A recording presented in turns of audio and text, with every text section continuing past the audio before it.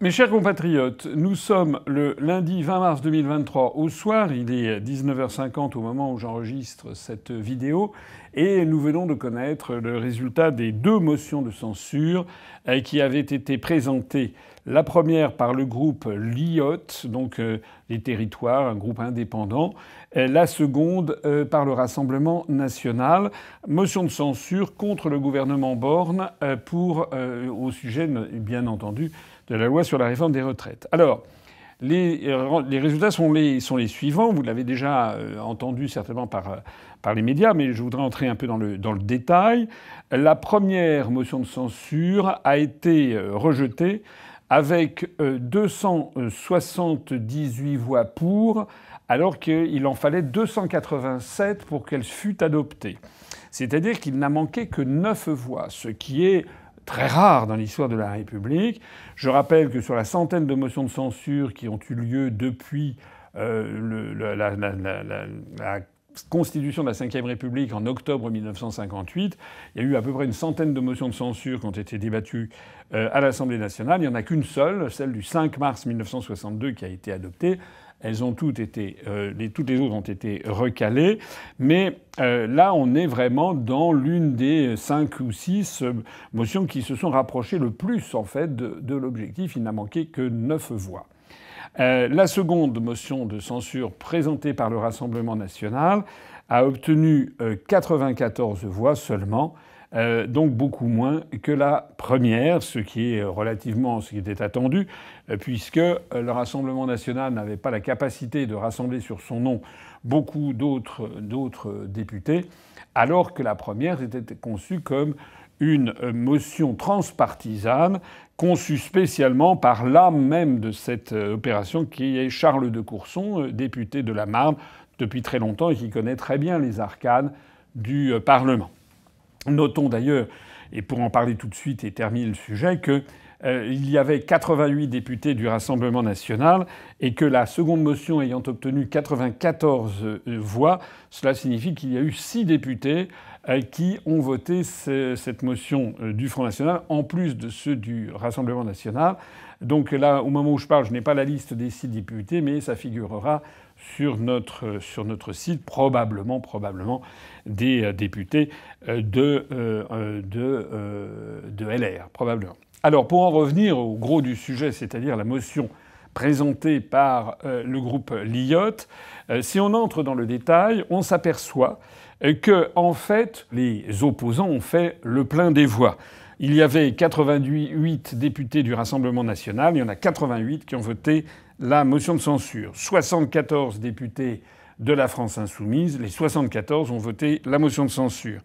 Les députés socialistes, il y avait 31 députés socialistes, 31 ont voté la motion de censure. Les députés écologistes, il y en a 22, 22 ont voté la motion de censure. Les députés GDR, Gauche démocratique républicaine, donc dans lequel il se trouve le Parti communiste français, il y a 22 députés, les 22 ont voté la motion de censure. Et puis il y a 3 groupes qui n'ont pas fait tout à fait le plein. Il y a d'abord le groupe LIOT lui-même, c'est un peu surprenant. Mais il y a donc 2 députés sur les 20 députés LIOT, donc le groupe même qui déposait la motion de censure, il y en a 2 et qui, à la surprise un peu générale, n'ont pas voté cette motion de censure. Il s'agit de M.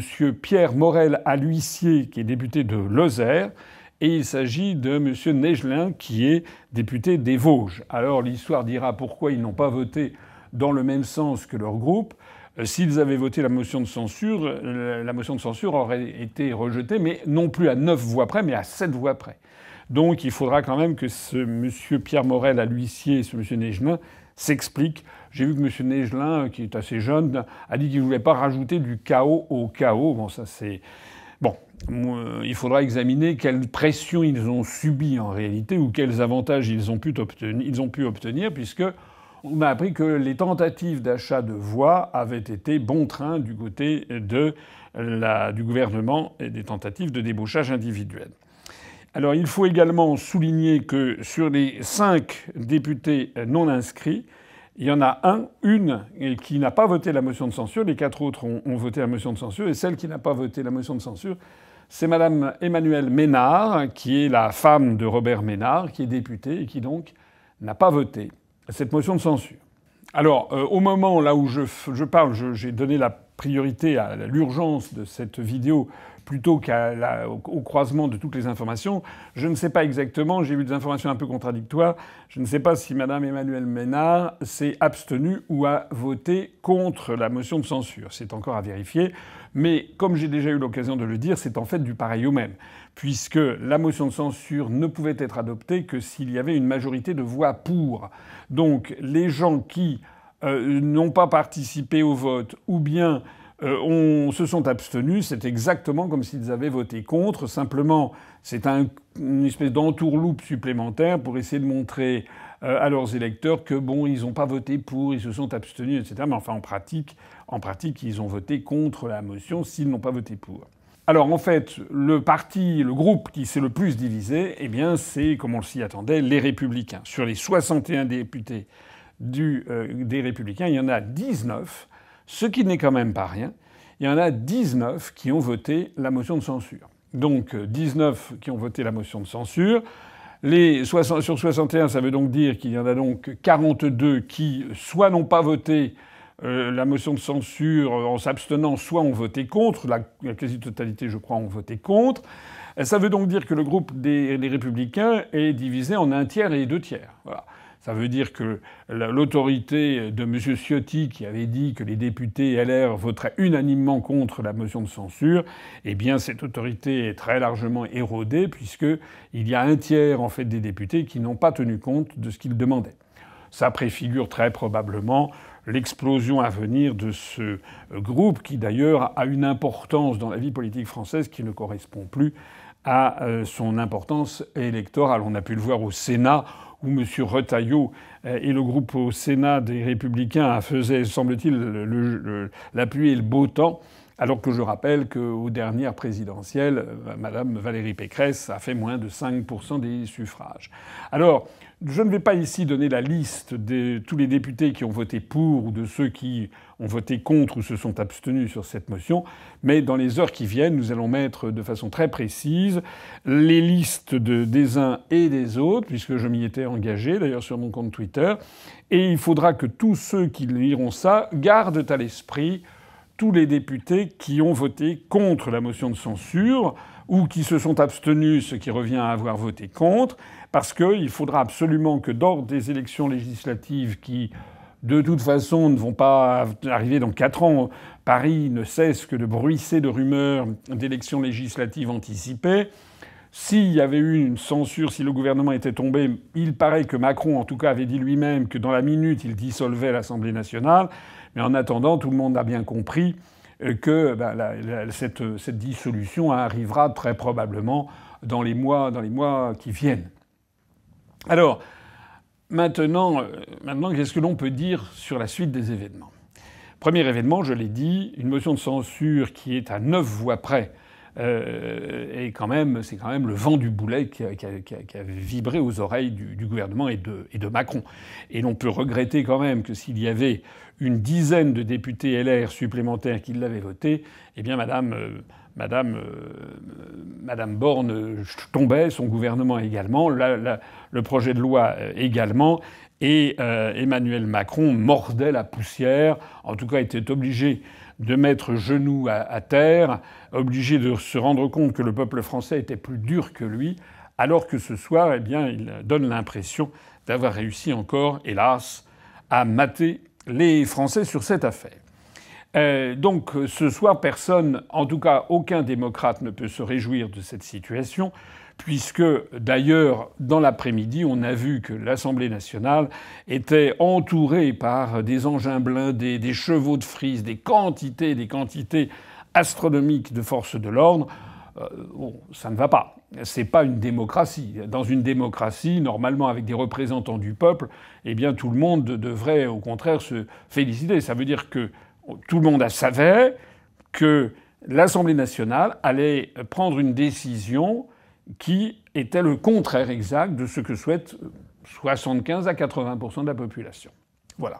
Donc ça n'est pas une démocratie. Nous ne sommes pas dans une démocratie au sens précis du terme. C'est-à-dire que tout le monde sait, d'ailleurs même Monsieur Woerth l'a dit il y a quelques minutes, de LR, il a dit qu'il savait que l'opinion publique était contre. Donc on a des dirigeants qui ouvertement disent nous l'avons fait parce que c'était important, parce qu'il fallait être responsable, ici et ça, mais contre l'opinion publique et contre l'opinion majoritaire des Français.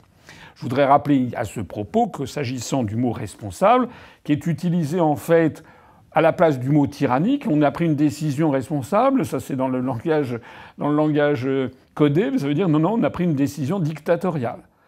Parce que jouer les responsables en disant voilà, il va y avoir 10 milliards ou 12 milliards d'euros de déficit sur les 7 ans qui viennent jusqu'en 2030 sur le régime des retraites, c'est épouvantable. On ne peut pas dire ça lorsque, par ailleurs, on affiche le bilan absolument désastreux de Macron ou de Bruno Le Maire, dont je rappelle que depuis 7 ans, Macron a augmenté l'endettement public français de 1 000 milliards d'euros. D'ailleurs, pour l'essentiel, pour ne rien faire, pour le dilapider à l'occasion de la pandémie, à l'occasion du confinement. Je rappelle que des pays entiers comme la Suède n'a fait aucun confinement, n'a pas augmenté sa dette publique, alors que Macron nous laisse 500 milliards d'euros rien que sur l'affaire du confinement en plus. Donc nous faire croire qu'on n'a pas les moyens de se payer un déficit provisoire de 12 à 13 milliards d'euros pendant quelques années, le temps de revenir à l'équilibre avec l'arrivée ensuite des classes creuses dans les retraités, c'est vraiment se moquer du monde. Et donc il faut absolument refuser d'entrer dans ce raisonnement selon lequel ce serait une décision responsable. Non, c'est une décision irresponsable, puisqu'on ne peut pas diriger un peuple contre sa volonté profonde, parce qu'il s'agit ici d'un sujet de société. Il s'agit de... Peut-être que si les Français considèrent qu'ils préfèrent, par exemple, avoir la retraite à 62 ans plutôt que de dépenser des milliards d'euros à verser à l'Ukraine ou à verser à la Pologne ou aux pays de l'Est, c'est quand même le droit fondamental du peuple français de le décider. Bien. Alors, je voudrais aller au-delà parce que qu'est-ce qui va se passer maintenant ? D'abord, il va y avoir la rue. Bon. Qu'est-ce qui va se passer dans la rue ? Les syndicats, dont je rappelle que M. Macron a été tellement odieux avec tout le monde qu'il a réussi ce tour de force. Je ne sais même pas s'il était déjà arrivé dans l'histoire de France, où il s'est mis à dos tous les chefs syndicaux. Alors la CGT, c'est quand même assez fréquent que les dirigeants syndicaux de la CGT soient assez, comment dirais-je, des durs à cuire, assez agressifs contre le pouvoir. Donc ça n'est pas nouveau. En revanche, pareil pour Sud, en revanche, la CFDT, Laurent Berger, qui est un homme tout en rondeur, qui est très souvent du côté des patrons. Hein. Les communistes disent volontiers que c'est une collaboration de classe. Monsieur Laurent Berger est quelqu'un d'extrêmement, comment dirais-je, porté au compromis. Il est vent debout parce qu'il s'est fait humilier comme jamais par Macron. Il y a encore mieux, Macron a réussi à se mettre à dos les dirigeants de la CFTC, Confédération française des travailleurs chrétiens, qui est un petit syndicat. Alors, bon, syndicat chrétien, c'est quand même, en général, un syndicat qui est quand même très très peu révolutionnaire. C'est pas la CGT. C'est quand même un syndicat qui a toujours été très très très prudent, très accommodant, essayant de trouver des compromis. C'est quasiment sans précédent de voir que la CFTC est vent debout contre le pouvoir.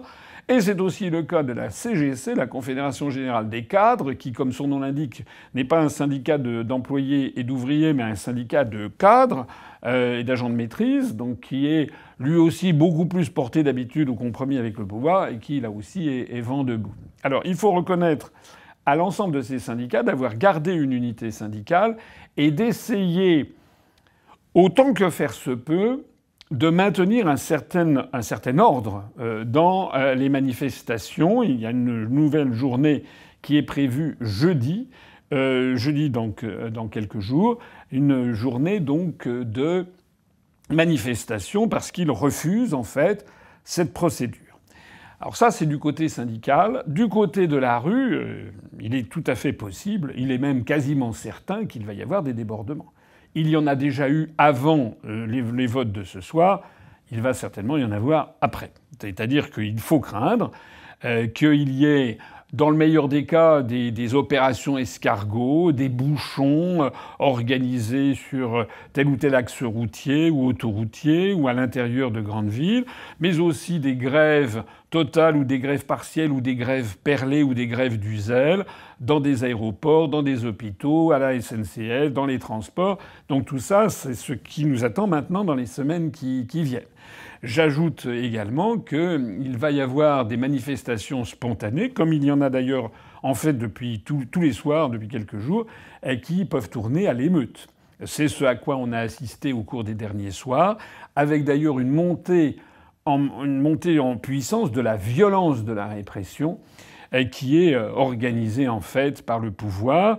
Il est à craindre donc que cette violence, on a vu des scènes absolument honteuses pour un pays démocratique, où on a vu des manifestants tout à fait paisibles se faire mettre à terre, donner des coups de pied, tirer les cheveux, y compris pour des femmes. C'est invraisemblable. Au passage, personne n'en parle en France, mais toutes ces images circulent dans le monde entier et ils font scandale. Je parlais hier avec notre délégué au Royaume-Uni, le délégué de l'UPR, qui me disait que, vu de Londres, les médias anglais étaient tout à fait sidérés. Il nous renvoie d'ailleurs la monnaie de notre pièce, puisqu'en France, on adore se délecter. La moindre petite manifestation qu'il y a au Royaume-Uni, on en fait des tonnes dans les médias en disant « Regardez le Brexit, c'est l'horreur, c'est l'horreur ». Alors eux, ils seraient fondés à dire « Regardez l'Union européenne ».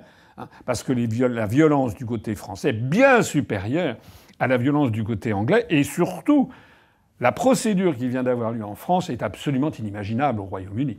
De même d'ailleurs dans les pays scandinaves. C'est-à-dire que dans les pays scandinaves, en Finlande, au Danemark, en Norvège, il est inimaginable qu'un projet de loi qui suscite une telle opposition de 80% de la population puisse être voté dans les conditions dans lesquelles ça a été voté. C'est inimaginable. Voilà. Nous ne sommes pas une démocratie. Il y a des pays dans le nord de l'Europe qui sont des vraies démocraties et où ce qui compte, c'est le peuple. Puisque je parlais de l'utilisation qui était faite d'ailleurs des images, j'ai noté avec un avis un peu mitigé, mais enfin j'ai vu par exemple que à la télévision iranienne, les dirigeants, je crois que c'est le président de la République ou un tel ministre des Affaires étrangères iranien qui a brocardé la France en disant, et avec force des images, où on voit les manifestants qui sont molestés, tabassés, etc., traînés par terre, alors qu'ils manifestent paisiblement.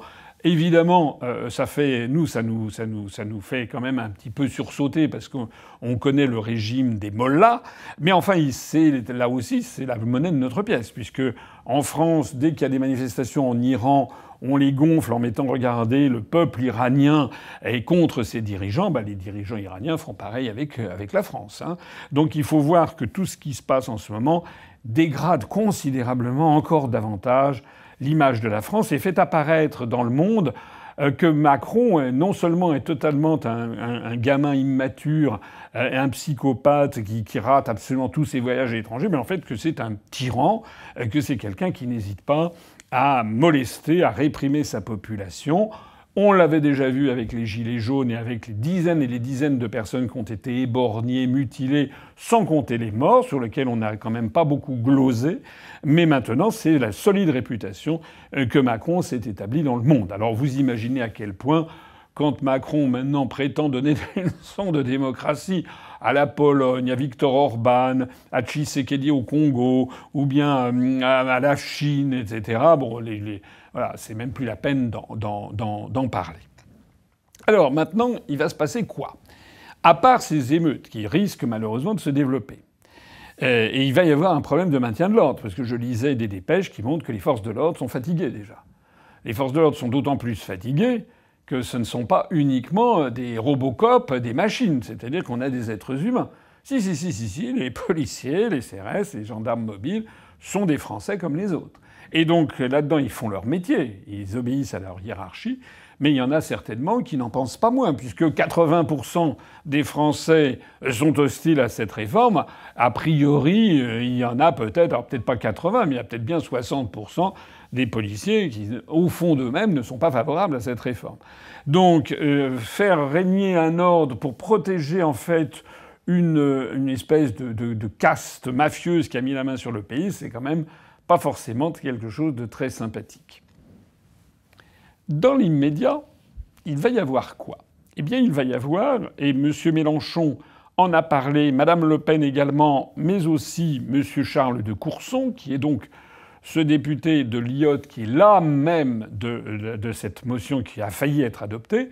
Il va y avoir maintenant que ce projet de loi va être déféré par les députés au Conseil constitutionnel. Je rappelle qu'il faut qu'il y ait 60 députés qui défèrent un projet de loi au Conseil constitutionnel après le vote pour en vérifier la constitutionnalité.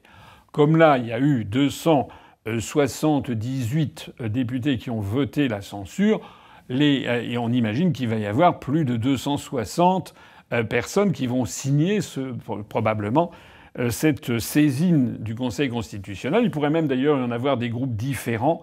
Le RN pourrait déférer avec ses propres arguments, LFI avec les siens, etc. Or, et ce qu'il faut savoir, c'est que, en fait, ce projet de loi est très très mal ficelé depuis le début. Pourquoi ça? Parce que Macron et son gouvernement ont essayé d'entuber les Français d'emblée. Ils savaient que c'était un sujet polémique. Donc, ils ont pris des mesures. Alors, ça relève de la cuisine interne de l'Assemblée nationale qui échappe au commun des mortels, et moi-même, je n'y connais pas grand-chose. Mais enfin, si j'ai compris ce qui s'est passé, en fait, ils ont utilisé de subterfuges pour accélérer au maximum l'examen de cette réforme, pour empêcher autant que possible que des débats aient lieu. On l'a vu même au Sénat, où il n'y a eu que deux groupes qui ont pu parler. Donc tout a été fait pour raccourcir les débats, raccourcir des délais et faire adopter cette loi en force. L'une des décisions les plus fondamentales qui a été prise, c'est que le gouvernement, ce projet de loi, au lieu d'en faire un projet de loi comme ça normal, l'a inscrit dans un projet de loi de finances rectificative. Qu'est-ce que c'est le projet de loi de finances? C'est quand il s'agit de voter le budget. Les projets de loi de finances rectificatives consistent à, au fur et à mesure du temps, on modifie parce qu'il y a des paramètres économiques et financiers qui se sont modifiés et donc on est obligé de tenir compte de ça. Pourquoi est-ce que le gouvernement a utilisé un projet de loi de finances rectificative? Tout simplement parce que depuis une réforme constitutionnelle il y a quelques années, un gouvernement ne peut utiliser l'article 49 alinéa 3 qu'une seule fois pendant une session parlementaire, s'il s'étale donc sur plusieurs mois, une seule fois. En revanche, si c'est un projet de loi de finances rectificative, il peut utiliser l'article 49.3 très fréquemment, il n'y a pas de limite. Et c'est justement parce que le gouvernement avait compris qu'il y avait un risque d'être obligé d'utiliser l'article 49 alinéa 3, qu'il a fait inscrire ce projet de loi sur les retraites dans un projet de loi de finances rectificative pour justement pouvoir utiliser l'article 49.3. Sauf que, et c'est là où intervient M. Charles de Courson, qui est encore une fois un député qui est député depuis longtemps, très longtemps, qui est en plus un député qui est réputé pour son sérieux, pour travailler les dossiers de façon tout à fait admirable, et qui connaît très bien la mécanique parlementaire. Il y en a d'autres, il y a des spécialistes aussi à LFI, au Rassemblement national et autres. Eh bien, ce que disent les critiques, c'est qu'ils disent que ce projet de loi de réforme sur les retraites, c'est un vrai projet sur un sujet de société, et qui n'a pas sa place dans un projet de loi de finances rectificative. Que c'est en fait un abus d'avoir mis ça dans un projet de loi de finances rectificative qui est un truc pour modifier les choses à la marge. C'est un argument extrêmement solide. Extrêmement solide. Si cet argument est présenté au Conseil constitutionnel, il n'est pas impossible que le Conseil constitutionnel dise qu'en effet, ce projet de loi n'avait pas sa place dans un projet de loi de finances rectificative et annule toute la procédure. Ce serait un coup de théâtre extraordinaire. C'est tous ces débats qui ont envahi l'espace public depuis des semaines et des semaines. En fait, tout ça s'effondrerait d'un seul coup par une décision du Conseil constitutionnel. Mon avis, je ne suis pas un spécialiste. Ce que je sais en tout cas, c'est que le Conseil constitutionnel, si c'était un véritable contre-pouvoir, comme ça devrait l'être, le Conseil constitutionnel devrait se saisir de cet argument juridique en disant vous n'avez pas utilisé le bon véhicule législatif, comme on dit, et donc annuler toute la procédure. Donc il faut qu'il y ait 4,85 millions de Français qui signent une pétition. Je rappelle que pour l'affaire des aéroports de Paris, il n'y avait eu au définitif que 1 million de personnes qui avaient signé. Moi, j'avais signé parce que je souhaitais que le Français puisse s'exprimer pour refuser la privatisation d'aéroports de Paris. Et finalement, il n'y avait eu que 1 million de personnes, ce qui est déjà beaucoup. Mais donc, le référendum d'initiative partagée n'avait pas pu avoir lieu. Alors ensuite, il y avait eu un effondrement des marchés financiers, donc c'était plus le moment de vendre. Donc finalement, de toute façon, la vente de l'aéroport de Paris avait été reportée aux calendes. Et donc ça veut dire que si les oppositions vont dans cette direction, ça veut dire que pendant plusieurs mois, eh bien, ça peut durer 9 mois, pour récolter des signatures, on aura l'occasion, si ça arrive, d'en reparler. Et là, il faudrait qu'il y ait 4 850 000 Français qui se mobilisent. C'est quand même des scores tout à fait énormes, exagérés. Quand on voit comment on peut avoir des référendums d'initiative populaire, par exemple en Californie ou en Suisse, on n'a pas 10% du corps électoral. Ça n'est pas vrai. Moi, dans mon projet de RIC que j'avais présenté dans mes programmes présidentiels, j'avais évoqué à peu près 700 000 ou 800 000 signatures, ce qui est déjà pas mal. Mais 700 000 ou 800 000 signatures, ça ne représente pas 10% du corps électoral. Ça représente à peu près 1,5% ou 2%, 1,5% du corps électoral. Donc c'est beaucoup plus facile à obtenir, même si ce n'est pas si facile que ça en définitive. En attendant donc, attendons de voir. Et il n'est pas exclu donc que tout ceci connaisse encore de nombreux rebondissements avant que la loi ne s'applique, si elle s'applique un jour. En conclusion, je voudrais dire plusieurs choses. La première, c'est que Mme Borne sauve sa peau ce soir, mais de façon provisoire. Tout le monde voit bien qu'elle est complètement carbonisée. Elle a perdu toute autorité. La France est à feu et à sang. Elle n'est que le factotum de Macron. C'est en fait, elle a dit qu'elle était infusible. Moi, j'appellerais qu'elle est plutôt le lampiste. Parce que ce qu'ont montré les événements, c'est que les Français, je pense, sont assez indifférents à Madame Borne, qui est une femme, qui n'est pas très sympathique, d'aspect extérieur comme ça, mais elle ne suscite pas non plus des phénomènes de haine et de rejet, parce que elle fait son job et tout le monde a bien compris que mois après mois, elle est en train de péricliter parce qu'elle est tombée dans les mains d'une espèce de psychopathe qui la martyrise, comme il a martyrisé auparavant d'ailleurs, je rappelle, Jean Castex, lequel Jean Castex, vous vous rappelez, il voulait partir de toute urgence après 2022 à la réélection de Macron, et Macron avait fait durer le plaisir rien que pour l'emmerder, puisque j'ai déjà eu l'occasion d'expliquer la pulsion fondamentale de Macron, ce qui vraiment le fait jubiler, c'est de pouvoir faire souffrir les gens. Ça, c'est qu'il puisse. Là, par exemple, ce soir, il doit être extrêmement content de voir que la motion de censure est passée et donc il y a des millions de Français qui sont fous de rage. Ça doit quelque chose qui doit il doit se servir quelques verres de whisky, pour ne pas dire d'autres euphorisants, tellement ça doit lui faire plaisir. Mais en attendant, les gens qui vivent avec lui vivent un enfer.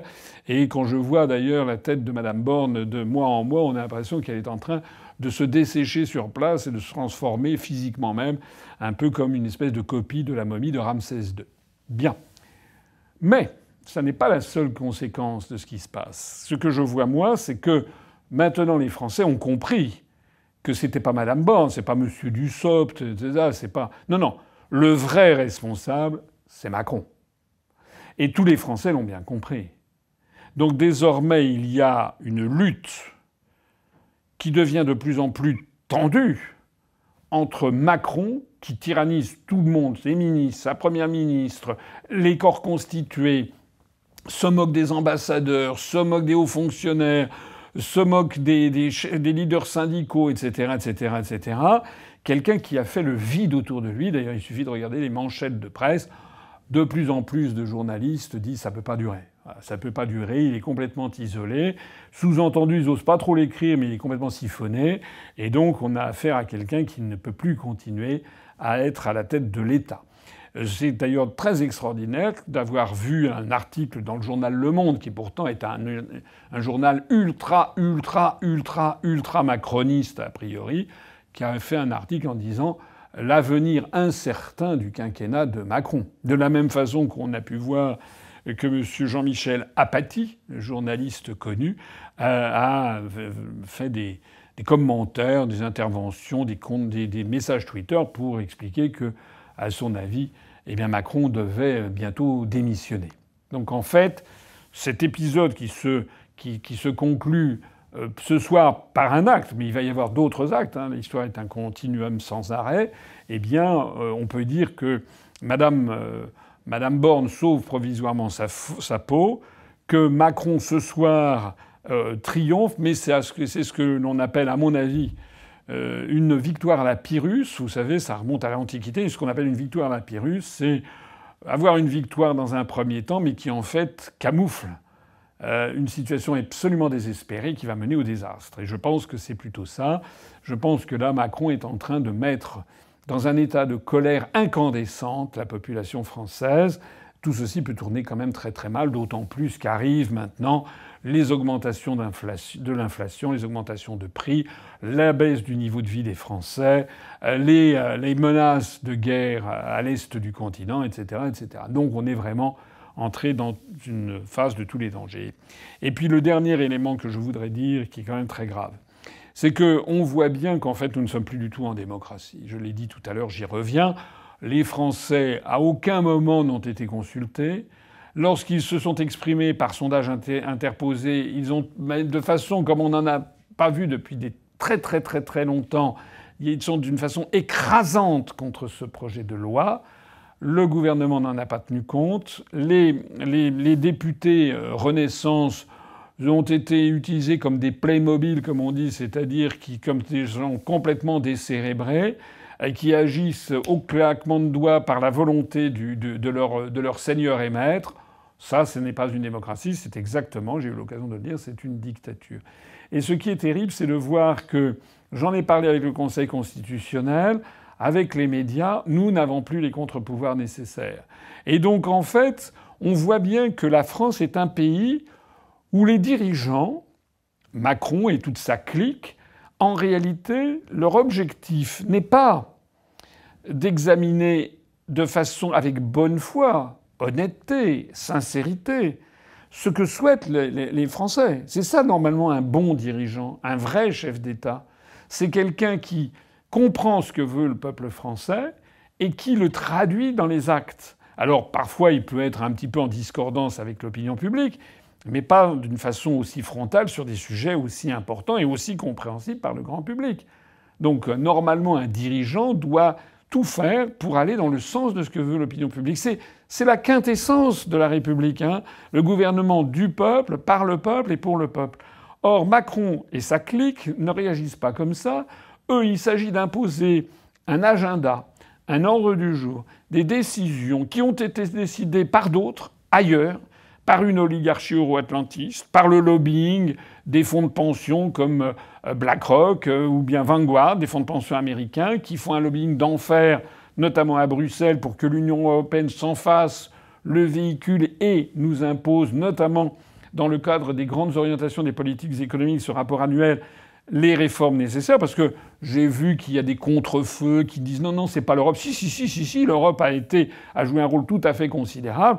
Alors, en 2018, le rapport des grandes orientations des politiques économiques exigeait qu'il y ait une réforme des retraites. D'ailleurs, c'est quand même un marronnier, c'est quasiment tous les ans il demandait ça.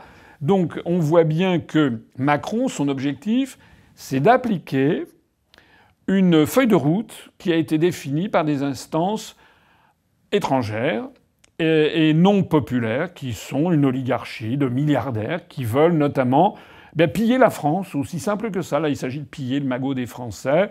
Il s'agit de privatiser à outrance tous les services publics pour qu'il y en ait qui s'en mettent plein les poches. Voilà, c'est ça l'objectif de Macron. Il est là, c'est un naufrageur, c'est un pilleur. Et pour arriver à faire ça, tout en faisant croire que la France serait encore une démocratie, il y a donc tout cet artifice qui échappe au commun des mortels et qui est assez incompréhensible, avec comment faire, c'est l'objectif finalement central qui préoccupe le cerveau de Macron ou des ministres qui sont autour de lui, ou du Premier ministre, ou du ministre des Relations avec le Parlement, c'est comment faire pour forcer, pour tordre les institutions, pour arriver à faire voter un projet de loi qui est contraire à ce que veut 80% des Français, tout en se donnant en faisant genre, hein, comme disent les jeunes, voilà, fait genre, en faisant genre qu'on est encore une démocratie. Voilà, toute la perversité de cette affaire est là. Voilà ce que j'avais à dire pour ce soir. En tout cas, pour ce qui concerne l'UPR, d'abord comptez sur ma vigilance. J'essaie toujours de faire de l'éducation populaire, mais dans le bon sens du terme. Je vous dis, à mon avis, tous les arcanes qu'il faut comprendre qu'il y a derrière tout cela. Je me rends compte que sur la scène politique française, il n'y en a pas beaucoup des comme moi, sans vouloir me parer des plumes du pan, c'est quand même la vérité. C'est quand même des gens qui analysent de façon sereine et posée la situation. Moi, je peux vous dire que nous serons, l'UPR et moi-même, serons toujours du côté du peuple français, du côté de la démocratie. Et donc nous serons toujours là pour vous expliquer le dessous des cartes et pour vous proposer une solution alternative. La solution alternative, j'ai déjà eu l'occasion d'en parler. Bien sûr, on peut souhaiter qu'il y ait ce référendum d'initiative partagée, mais les modalités en sont tellement compliquées qu'il n'est pas sûr que ça verra jamais le jour. En réalité, en tout cas, ce que nous voulons, je l'ai écrit, on a publié un dossier dès 2018, dès l'automne 2018, j'y reviens. Il faut maintenant passer à la vitesse supérieure et il faut lancer la procédure de destitution de Macron par l'article 68, qui, même si c'est très compliqué à arriver à la destitution, c'est exact, mais c'est également très compliqué d'arriver à un référendum d'initiative partagée. Ça n'a jamais eu lieu pour l'instant. C'est également très compliqué d'arriver au vote d'une censure. C'est arrivé une seule fois en 1962, c'est-à-dire il y a 61 ans. Et en revanche, depuis lors, ça n'a jamais eu lieu. Ça n'a pas empêché 278 députés ce soir de voter la motion de censure et de rater la marche à une marche près de la censure.